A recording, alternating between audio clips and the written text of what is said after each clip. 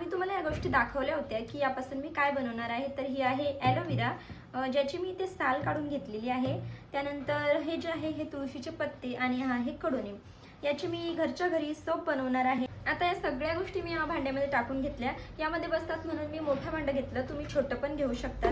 त्यानंतर हा आहे सोप बेस, जो की मार्केटमध्ये आरामात मिळून जातो आणि याचे मी इथे छोटे छोटे पीस करून घेतले। याला आपण मेल्ट करून घेणार आहे।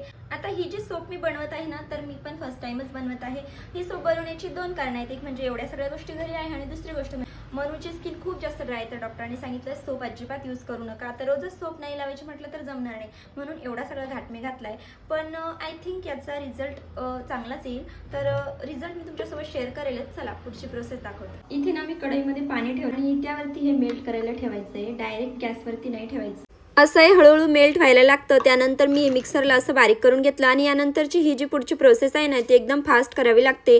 आता इथे मी काही मिश्रण उरलं होतं, त्यामुळे प्लेटमध्ये पण टाकून घेतलं। हा मोल्ड नसेल ना, तर तुम्ही असं प्लेटमध्ये पण सोप बनवू शकता आणि याचा डिटेल व्हिडिओ तुम्हाला बघायचा असेल तर चॅनलवरती मी लॉंग व्हिडिओ टाकलाय, तो तुम्ही जाऊन चेक करू शकता। आपली सोप बनली आहे, तुम्ही बघू शकता।